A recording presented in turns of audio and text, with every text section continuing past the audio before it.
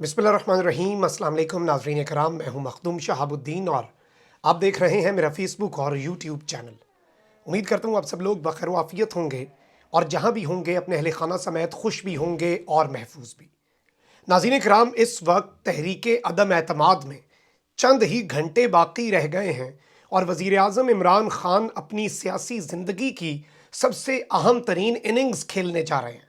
लेकिन इस सारे मामले में रात गए हालात में काफ़ी कशीदगी आई है और ये हालात हुकूमत बामुकाबला अपोजिशन नहीं बल्कि हुकूमत बामुकाबला अस्करी क़यादत है। इमरान खान के इंटरव्यू के बाद रात गए जलती पर तेल डाला गया है और हुकूमत और अस्करी क़यादत यानी कि फ़ौज और सिविलियन सेटअप के दरमियान जवाबुल जवाब का एक इंतहाई खौफनाक सिलसिला चल पड़ा है। इस हवाले से मैंने बड़ी अंदर की चीज़ें आपके सामने रखनी है, एक्सक्लूसिव डिटेल्स हैं जो आप तक पहुंचानी हैं, जिससे ये पूरा मामला आपके सामने क्लियर हो जाएगा और इसके अब इफेक्ट्स क्या हैं, इसमें गलत कौन है, इमरान खान या जनरल कमर जावेद बाजवा, झूठ कौन बोल रहा है, इस पर भी खुलकर बात करते हैं। लेकिन इसके साथ साथ कुछ और बहुत बड़ी अपडेट्स हैं। आज वज़ीर आला पंजाब का इंतखाब होना है। इस इंतखाब के हवाले से नून लीग ने रात गए एक ऐसी अजीबो गरीब प्रेस कॉन्फ्रेंस की 2 बजे जिसने पूरा मामला अजीबो गरीब बना दिया है। इस हवाले से डिटेल्स वज़ीर आज़म पाकिस्तान इमरान खान के हवाले से एक और तशवीशनाक खबर आई है और बनीगाला से एक ऐसा शख्स पकड़ा गया है जो एक बहुत ही बड़ी सीनियर लीडरशिप के जो सीनियर ओहदे के ऊपर फाइज शख्सियत को कत्ल करना चाहता था। इस हवाले से क्या डिटेल्स हैं और इस वक्त पॉलिटिकल सिचुएशन क्या है। गद्दारी के मुकदमे भी होने वाले हैं और आज सुप्रीम कोर्ट के अंदर एक बहुत बड़ा केस फाइल हो सकता है। पहले नोट फरमा लें, पहले सबसे पहले आपको ये मैं खबर दे रहा हूँ। ये सारी की सारी डेवलपमेंट्स डिस्कस करते हैं, लेकिन नाज़रीन कराम शुरू करने से पहले आपने देखा कि इमरान खान ने आज़ादी से किस तरह से पाकिस्तान का मुकदमा लड़ा, खुद मुख्तारी से। और इमरान खान ने जो कौम से खिताब किया उसके बाद ये गंदा घटिया गलीज़ किरदार अदा किया इन्होंने और पार्लियामेंट लॉजिस के बाहर खड़े होकर ख्वाजा आसिफ, साद रफ़ीक, एहसन इकबाल, शाहिद खाकान ने प्रेस कॉन्फ्रेंस की और कहा कि अमेरिका ने हमें वेंटिलेटर पर डाला हुआ है, वो हमारी ड्रिपें उतार लेंगे, ये हो जाएगा वो हो जाएगा। ऐसा लेटे ये ओ भाई, ऐसे वेंटिलेटर पे पड़ा हुआ है ना मुल्क, अगर अमेरिका के बलबूते पे जिंदा रहना है उतार दो वेंटिलेटर, मरने दो एक दफ़ा। ये कौम तैयार है, थोड़ी सी तो गैरत खाओ। और पाकिस्तान के अगले वजीर आजम बनने का ख्वाब देखने वाला शख्स पहले कहता था एब्सोल्युटली नॉट नहीं कहना चाहिए, अब ज़रा आप ये क्लिप देखें। ये जियो पे आके बात कर रहा है। जियो का एंकर जो है उसकी जो आंखें बाहर आई हैं कि शहबाज शरीफ ने क्या बात की है, और यकीन माने मैं अपने जज्बात पर काबू पाऊंगा इस पर तजिया करते हुए, क्योंकि मैंने जब ये वीडियो देखी मेरा खून खौल उठा और शायद मैं गैर पार्लिमानी अल्फाज ना इस्तेमाल कर बैठूं कि मेरे मुल्क को तुमने ये मजाक बना के रख दिया है। क्लिप देखें। करेंगे तो फिर कहां से हम बराबरी की सतह पे ताल्लुकात मेंटेन करेंगे? Beggars can't be choosers, please understand that. हमें अपनी कौम का पेट पाल। बेगर्स कांट बी चूजर्स, भिखारी अपनी मर्जी से कुछ नहीं कर सकते। ये आपका अगला वजीर आजम है। ये पढ़िए आपकी कौमी गैरत, ये पढ़िए आपकी कौमी हमियत। ये आपको भिखारी कह रहा है। भिखारी कौन था? 35 साल तुम लोग इस कौम के नाम पे भीख मांगते रहे और खुद के और अपने खजाने बनाते रहे, टीटियां बनाते रहे, और आज तुम इस कौम को भिखारी कह रहे हो। और ये पहले पैगाम दे रहा है, we are not choosers, whatever you say, हम स्लेव्स हैं, तुम हमारे मास्टर हो। ये अजीब सी सूरत हाल है। और मैं आपको बताऊं कि ये इमरान खान से खाइफ क्यों है, इसकी वजह क्या है। एक वाकया है पुराने वक्तों का और एक वाकया बना हुआ है, ज़ाहिर बात है सबक आमोज वाकया है, बात कहीं और निकल जाएगी, जल्दी जल्दी सुना देता हूँ आपको। नाज़रीन कराम, एक गांव होता है, उसमें डकैत आ जाते हैं चोरी करने, पूरे गांव में पूरा गिरोह, डाकुओं का गिरोह पुराने दौर में होता था। तो वो जो डकैतों का गिरोह है जब आता है तो गांव के सारे मर्द शहर से, गांव से बाहर गए होते हैं अपनी खेती बाड़ी के लिए, घरों वाले इलाके से। तो वो जब जब जिस जिस घर में जाते हैं वहां पर खवातीन की इस्मत दरी करते हैं और जारी बात है खवातीन चीखों पुकार करती हैं। एक घर में जाते हैं तो एक खातून लड़ पड़ती है, वो एक डाकू जो उसकी इस्मत दरी करने आता है उसका सर उतारती है, उसे कत्ल करती है, फिर उसका सर काटती है। जब वो डाकू चले जाते हैं तो सारी औरतें आहू बका करते हुए, बैन करते हुए बाहर आती हैं और एक दूसरे को अपना दुखड़ा सुना रही होती हैं। तो दूसरी तरफ से वो जो औरत है वो उस डाकू का सर उठा के बाहर निकलती है और उससे पूछते हैं ये क्या हुआ। कहती मैंने फैसला कर लिया था, या तो ये मेरी लाश के साथ इसमत बरी करेगा या फिर यहाँ से आज इसकी लाश उठेगी। वो सारी औरतें बड़ी परेशान होती हैं और वो फैसला करती हैं कि कहीं हमारे मर्द आकर ये तो नहीं हमें कहेंगे कि भाई तुम क्यों नहीं आगे से लड़ मर पड़ी, तुमने आगे से मज़ाहमत क्यों नहीं की। तो एक काम करते हैं, इसे ही कत्ल कर देते हैं। यही वो है जिसकी वजह से हम पर ना बात आए, और यही मामला इन सब भिखारियों का बना हुआ है जो इस मुल्क को भिखारी बना चुके हैं। नाज़रीन इकराम, आगे बढ़ते हैं। फिर मैं जज्बाती होकर कहीं इधर उधर निकल जाता हूँ, क्योंकि अब मामला मेरे पाकिस्तान का है, मामला मेरे मुल्क का है, और अगर मैं इस पर भी जज्बाती नहीं होता फिर मैं पाकिस्तानी खुद को नहीं कह सकता। कल रात गए थाना बनी गाला है, और बनी गाला में आपको पता है prime minister of Pakistan Imran Khan की निजी रिहाइशगाह, और वहाँ पर वो मीटिंग्स भी करते हैं। उसकी हदूद से एक मुबैना हमलावर को गिरफ्तार कर लिया गया है। हमलावर को आम शख्सियत पर कातिलाना हमले का टास्क दिया गया था। हमलावर को तहकीकात के लिए नामालूम मकाम पर मुंतकिल भी कर दिया गया है। मैंने आपको कल भी खबर दी कि 4 लोग शकरपड़ियाँ के जंगलों से मिले थे, और वो भी जलसों में और सियासी इस टर्मोइल के अंदर कोई बड़ा नुकसान पहुँचाना चाहते थे। अब जाहिर बात है, मुझे जो इत्तलात मिली हैं वो यहीं तक हैं, और इसमें अभी एग्जैक्ट उन्होंने नहीं बताया ज़राए ने, लेकिन उन्होंने कहा है कि एक आम शख्सियत को निशाना बनाना चाहती थी। प्राइम मिनिस्टर ने कल खुद कह दिया कि उनकी जान को ख़तरा है। अब इस सब के अंदर इमरान खान ने पूरी कौम को पैगाम भी दिया, और इमरान खान ने कहा है कि अवाम मुल्क ठीक करना चाहते हैं तो दोबारा इलेक्शन की सूरत में उन्हें मुझे भारी अक्सरियत देना होगी।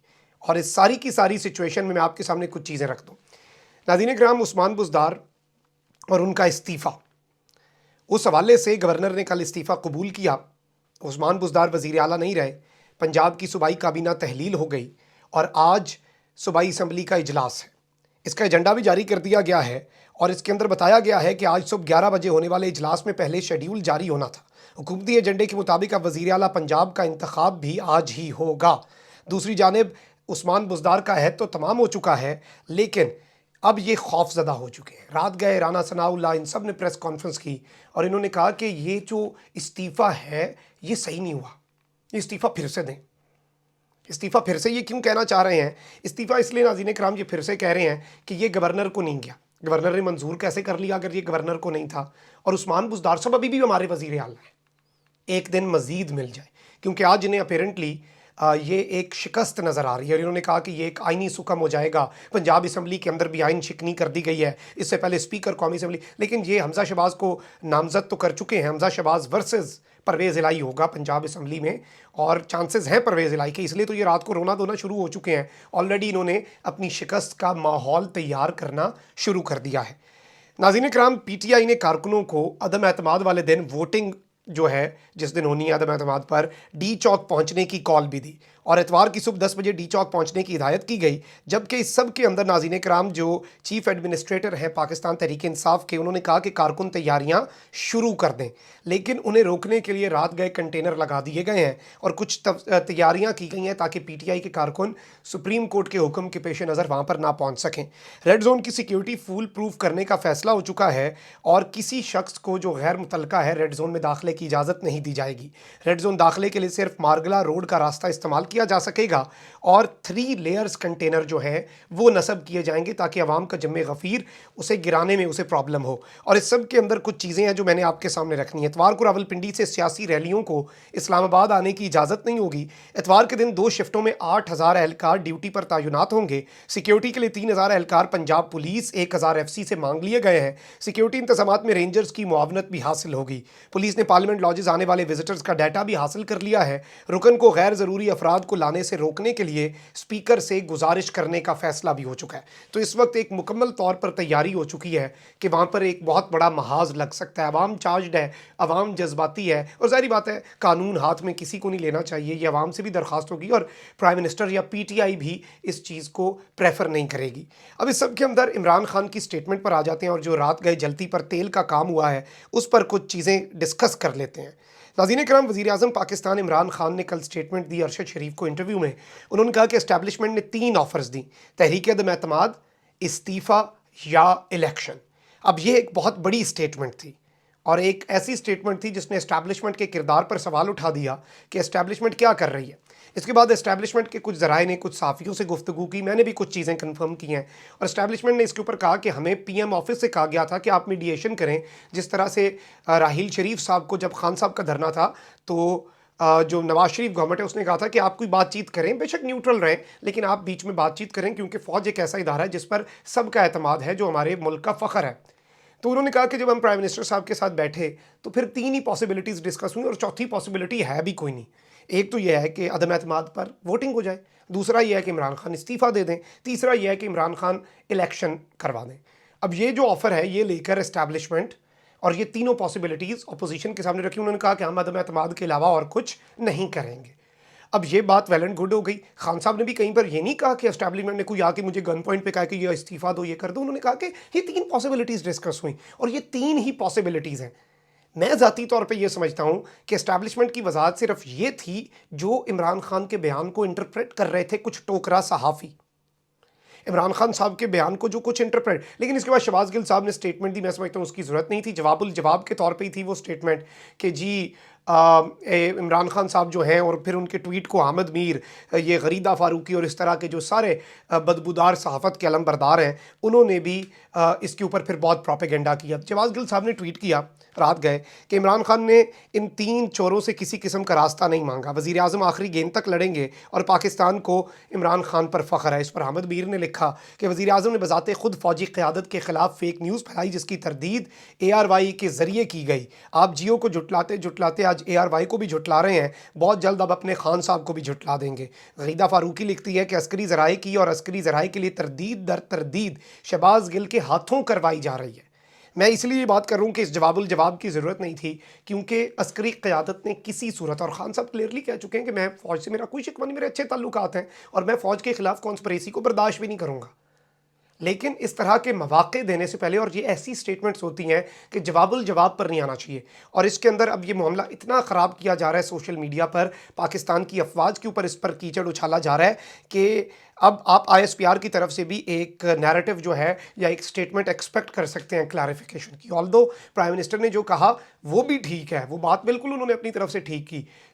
आपके फ़ौज के ज़राए जो बात कर रहे हैं वो भी ठीक है, और वो बात यही कर रहे हैं कि बिल्कुल हम न्यूट्रल है। एस्टैब्लिशमेंट की जानिब से 3 ऑप्शंस का मामला ऐसा बिल्कुल नहीं है जो रंग दिया जा रहा है, और इसमें वही अनासर हैं जो इससे पहले भी PTI को फ़ौज से लड़वाना चाहते थे। तो इस वक्त सूरत हाल ये है कि नाज़रीन इकराम, और जो पूरा मामला आप देख लें कि ये मामला उसी तरफ को जा रहा है कि इंफॉर्मेशन वॉर में फिर से इमरान खान को लड़वाने की कोशिश की जा रही है। और इमरान खान ने खुद ये बात की और इनके अपने सपोर्टर भी बीच में फॉल कर रहे हैं। आपने फॉल नहीं करना इस ट्रैप में। प्राइम मिनिस्टर कह रहे हैं उनकी बात सुन लें, क्योंकि ये मामला बड़ा ख़राब हो सकता है। और अभी तक हालात जो हैं इसमें कोई इतनी ख़राबी नहीं है। ज़ाहिर बात है ये जो कुछ लोगों का जाना है संडे को, और उसमें अल्लाह ना करे हालात ख़राब हों, तीसरी कुव्वत ना आ जाए, बाकी हालात ठीक ही रहेंगे। कमेंट सेक्शन में राय का इज़हार ज़रूर करें, चैनल को सब्सक्राइब कर लें, बेल आइकन को प्रेस कर दें। अपना बहुत ज़्यादा ख्याल रखिएगा। अल्लाह निगहबान। पाकिस्तान जिंदाबाद।